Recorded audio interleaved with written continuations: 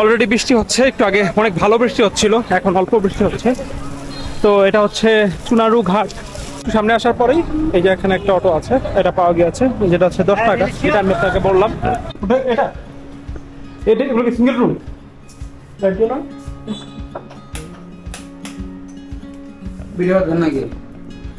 হ্যাঁ, এই মুহূর্তে আমি সেই মসজিদের সামনে আছি। অলমোস্ট 6-7 মিনিটের মতন হাঁটা লেগেছে এই মসজিদে আসার জন্য। আপনাদের জন্য একটা জিনিস দেখাই, এখানে হচ্ছে এখন গ্রিল ট্রাই করছি। তো ভাজি যেটা নিয়েছি খুব বেসিক লেগেছে, খুব আহামরি লাগে। সবাইকে স্বাগতম জানাচ্ছি হবিগঞ্জের এপিসোড 2 থেকে। এই মুহূর্তে আমি আছি একটা সিএনজিতে উঠলাম আপনার সাতছড়ি পার্কের ওখান থেকে। যারা আগের ভিডিওটা দেখেছেন তারা জানেন সাতছড়ি পার্ক আমি কীভাবে এসেছি ঢাকা থেকে, সব কিছুই আছে। আগের ভিডিওটা না দেখে থাকলে ফার্স্ট পার্টটা দেখবেন। এখন এই মুহূর্তে যাচ্ছি, আকাশ মেঘলা, অনেক দেখা যাচ্ছে বৃষ্টি আসতে পারে।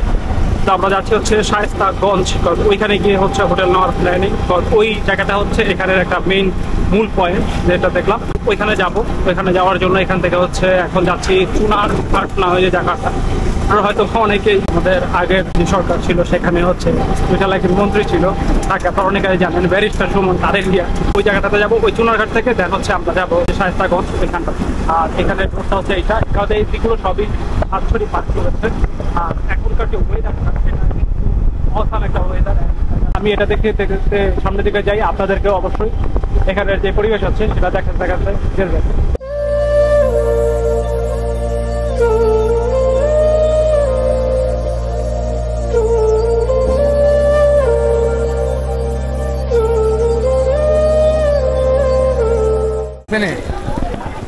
অলরেডি বৃষ্টি হচ্ছে, একটু আগে অনেক ভালো বৃষ্টি হচ্ছিল, এখন অল্প বৃষ্টি হচ্ছে।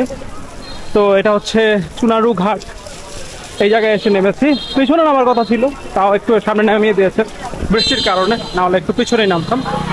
তো এখন যাব হচ্ছে আমরা শায়েস্তাগঞ্জ এই জায়গাটায়।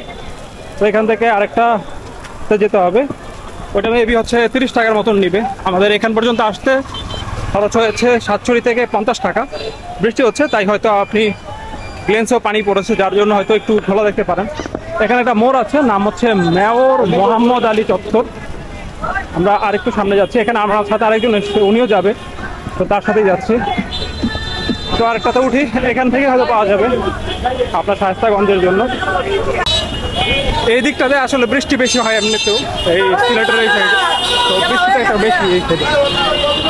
একটা পেলাম, যেটাতে আমার সাথে একজন ছিল, সে একসাথে উঠে গিয়েছে, কতটাতে ভরে গিয়েছে, এখানে পানি পড়েছে। হ্যাঁ, এখন হয়তো ঠিক মতো দেখা যাচ্ছে, একটু আগে ঘোলা লাগছিল, পানি পড়েছিল মেবি। এখন এখানে যেটা বললাম 30 টাকা এখানের ভাড়া আপনার শায়েস্তাগঞ্জ পর্যন্ত। আমরা এই যে এখানে হচ্ছে জায়গাটা দেখতে পাচ্ছি, আপনি দেখে রাখবেন, হয়তো আপনাদের এখানে আসলে কাজে লাগবে। এই মুহূর্তে আমি এখন আছি এই শায়েস্তাগঞ্জে এসে নেমেছি, এই যে দেখতে পাচ্ছেন। এইখানে হচ্ছে আমি একটা হোটেল দেখে রেখেছি, হোটেলটার রিভিউ সেটা খুব একটা ভালো না, 3.6, বাট আমার কাছে মনে হচ্ছে এই হোটেলটা ভালোই হবে। আই ডোন্ট নো, আমার মাঝে মধ্যে এরকম মনে হয়, এবং আমি গিয়ে দেখি যে হোটেলটা ভালোই হবে, রিভিউ খারাপ থাকবে। হোটেলটা এখান থেকে প্রায় 3.5 কিলোমিটার দূরত্ব আছে, শায়েস্তাগঞ্জ রেল লাইনের এখানে পড়েছে। সেখান থেকে রেল লাইন দেখি কোনো একটা লোকাল কোনো কিছুতে যাওয়া যায় কিনা, তাহলে ভালো হয়। 3.5 কিলোমিটার, তো এখান থেকে যদি আমি রিক্সা দিয়ে যাই সেক্ষেত্রে 50 টাকা 60 টাকার মতো লেগে যাবে। লোকাল অটো যদি যায় তাহলে হয়তো 10-20 টাকার মধ্যে চলে যাওয়া যাবে। সামনে আসার পরেই এই যে এখানে একটা অটো আছে, এটা পাওয়া গিয়েছে, যেটা হচ্ছে 10 টাকা, যেটা আমি আপনাকে বললাম। এটা দিয়ে চলে যাই হচ্ছে স্টেশন বলছে, স্টেশন শুনলেই আপনারা যদি আসেন তাহলে বুঝবেন সেই রেল লাইনে যাচ্ছে। এইখানে এসে নেমেছি, আর এই হচ্ছে নাজিফা হোটেল, আর মেবি এইটা হচ্ছে ঢোকার রোড, রাস্তার পাশে এটা। তো এই হচ্ছে হোটেলে ঢোকার রোড। এটা এটা এগুলো কি সিঙ্গেল রুম?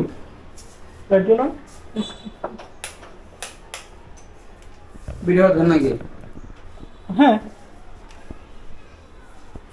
আপনাদের এমনি কি এটাতে কি ইয়ে আছে, মানে পোকা টোকার তো কোনো ঝামেলা নেই নাকি? একটু ওয়াশরুমে দেখি। হ্যাঁ, না ওটা তো অবশ্যই বুঝতে পারছি, সমস্যা নেই। এটা কত করে আপনাদের এখানে? 300 টাকা। রুমটা নিয়ে ফেললাম না 300 টাকায়। সবকিছু দেখে আমার কাছে মনে হচ্ছে রুমটা কিন্তু ভালোই প্রাইস হিসেবে। দ্যাটস ওয়াই কিন্তু আমি বলেছিলাম যে এটার রিভিউ অল্প দেখলেও আমার কাছে মনে হচ্ছে রুমটা ভালো হবে। আর রুমের সাথে দিয়েছে হচ্ছে দুইটা সাবান শ্যাম্পু। আর এই হচ্ছে খাট, মোটামুটি আছে, মোটামুটি অত একটা বেশি শক্ত না, অত একটা নরম না। হ্যাঁ, শুয়ে মোটামুটি ঠিক আছে। আর মাথার উপরে ফ্যান ঘুরছে।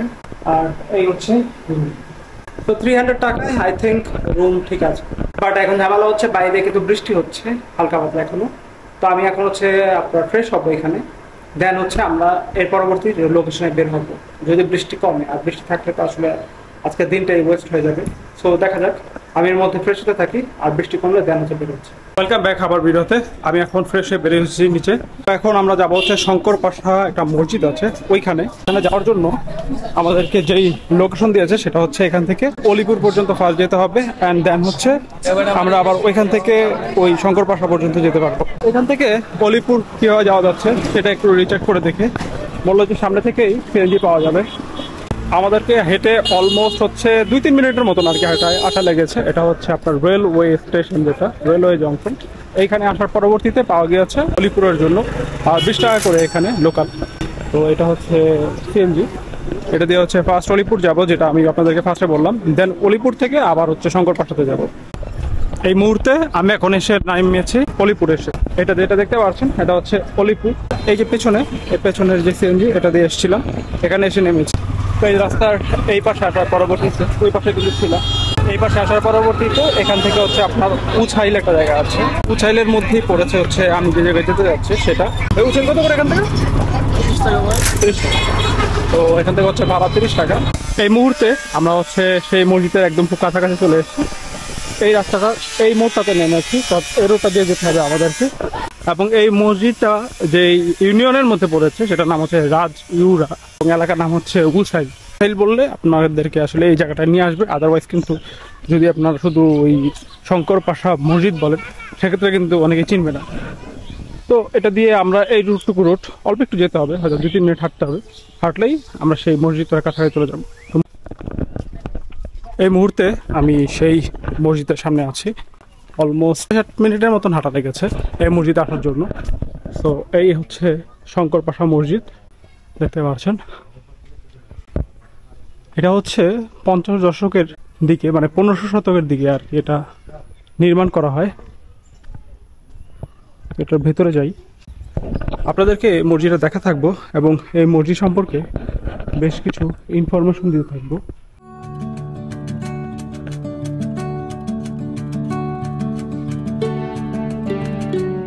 এই মসজিদটা যেটা দেখতে পাচ্ছেন সেটা সুলতানি আমলের একটা নিদর্শন, এবং এটা তৈরি করা হয় হচ্ছে পোড়া মাটির যে ইট সেটা দিয়ে। এই মসজিদটা প্রায় 6 একর জায়গা জুড়ে একটি টিলার উপর স্থাপিত লাল রঙের এই মসজিদটা দেখতে পাচ্ছেন, যার ফলে এটাকে আগে লাল মসজিদও বলা হতো। 1513 সালে বিখ্যাত সুফি দরবেশ শাহ মজলিস আমিন রাদিয়াল্লাহু আনহু এই মসজিদটার নির্মাণ কাজ শুরু করলেও পরবর্তীতে মুসলিম স্বনামধন্য যে শাসনকর্তা ছিলেন সুলতান আলাউদ্দিন হোসেন, তার আমলে এই মসজিদটা শেষ করা হয়। আর এই পুরো মসজিদটার মধ্যে টেরাকাটার যে নকশা সেটা দেখতে পাচ্ছেন আপনি, এই নকশাটা পাওয়া যায়।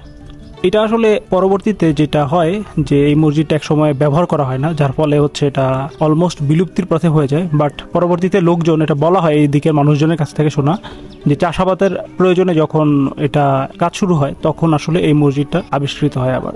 আর এই মসজিদটার যে দৈর্ঘ্য এবং প্রস্থ 21 ফুট এবং প্রস্থ হচ্ছে 6 ইঞ্চি। আর মসজিদের যে পূর্ব দেয়াল এবং দক্ষিণ দেয়াল রয়েছে সেখানে হচ্ছে 5 ফুট ও পশ্চিম দেয়ালে প্রায় 10 ফুট পুরুত্বের বৈশিষ্ট্য আছে। আর মসজিদের সামনের বারান্দায় প্রায় 3 ফুট। আর এছাড়া এই মসজিদ যেটা, সেটা 6টি কারুকার্যযুক্ত স্তম্ভ আছে এবং 15টি দরজা রয়েছে। বাট বর্তমানে কিন্তু এরকম নেই। বর্তমানে হচ্ছে গিয়ে আপনি দেখতে পাচ্ছেন বর্তমানের যে অবস্থা সেটা কিন্তু সম্পূর্ণই ভিন্ন। এখান থেকে দেখুন, এখান থেকে হচ্ছে এই যে বড় ডোমটা, দেন হচ্ছে এই যে ছোট 3টা ডোম, খুব সুন্দরভাবে বোঝা যাচ্ছে। এটা এতদিন পর্যন্ত খুব ভালো তেমন আমি যতটুকু শুনেছি এটা আসলে সংস্কার করা হতো না, বাট এখন এসে দেখছি যে ভালোই এখন সংস্কার করছে। সো এখন ঠিকঠাক আছে যতটুকু আর কি আছে। তো এই হচ্ছে এই মসজিদটা। মসজিদ দেখা গাইজ শেষ। এখন হচ্ছে আমরা মুভ করব যেখান থেকে এসেছি। কজ এখন হচ্ছে অলমোস্ট বিকাল হয়ে গেছে, মানে সন্ধ্যার কাছাকাছি হয়ে আসছে। তো আমরা আর অন্য কোথাও যাচ্ছি না, এখন সরাসরি চলে যাব হচ্ছে হোটেলের দিকে ব্যাক করার জন্য আমরা যেভাবে করে এসেছি, যেটা হচ্ছে এখান থেকে হচ্ছে অলিপুর থেকে আবার শায়েস্তাগঞ্জ, যেই জায়গাটা আমরা এসেছি মানে স্টেশনের ওইখানে নাম বলবো। তো এই 2 ধাপে আমরা হচ্ছে আমাদের যে হোটেল যেখান থেকে আমরা এসেছি সেখানে আবার মুভ করব। তো চলুন যাওয়া যাক। এই মুহূর্তে আমি এখন আছি হচ্ছে হোটেলের নিচে। তো যেভাবে করে গিয়েছিলাম আমরা হচ্ছে ফার্স্ট অলিপুর, অ্যান্ড অলিপুর থেকে হচ্ছে আমরা সেই মসজিদ উছিলা ওইখানে গেছিলাম, আমি ভুলে গিয়েছি। যাই হোক, তো আমরা ওইভাবে করেই আবার ব্যাক করেছি। আমরা ফার্স্ট হচ্ছে অলিপুরে এসেছি 30 টাকা, আর 20 টাকা হচ্ছে এই শায়েস্তাগঞ্জ রেল স্টেশনটা আছে সেই স্টেশন পর্যন্ত এসেছি। আর এখন হচ্ছে হোটেলে যাচ্ছি, আপনাদের সাথে দেখা হবে রাতে যখন খেতে বের হবো তখন। এখন বাইরে আমি এই হোটেল থেকে বের হয়ে নিচে নামলাম, আর এইখানে একটা রেস্টুরেন্ট আছে যারা আমাদের ধানসিঁড়ি, তো এখান থেকে হচ্ছে রাতের খাবার খাবো। তো গিয়ে দেখি আসলে এখানে কি পাওয়া যাচ্ছে। ভিতরে আসলে অনেক রাশ, যেটা দেখতে পাচ্ছি ভিতরে অনেক রাশ, আসলে অনেক টাইম লেগেছে খাবারের জন্য। এই হচ্ছে গিয়ে আপনার নান, আর নানের সাথে নিচ্ছে হচ্ছে ডাল ভাজি। এখানে আরো 2টা অপশন ছিল, একটা হচ্ছে গ্রিল আর একটা হচ্ছে গিয়ে চাপ। আগে ফার্স্ট আমি ডাল ভাজি দিয়ে ট্রাই করছি, খুব বেশি খুব একটা আমরি না, খুবই মানে ভাজিটা আছে মোটামুটি, সব একটা টেস্ট ছিল। আচ্ছা, এটা শেষ করি তারপর জানাচ্ছি আপনার। তো গাইস, আপনাদের জন্য আরেকটা জিনিস দেখাই। এখানে হচ্ছে এখন গ্রিল ট্রাই করছি। তো ভাজি যেটা নিয়েছি খুব বেসিক লেগেছে, পুরো আমুল গ্রিলটা ট্রাই করে দেখি কি হবে।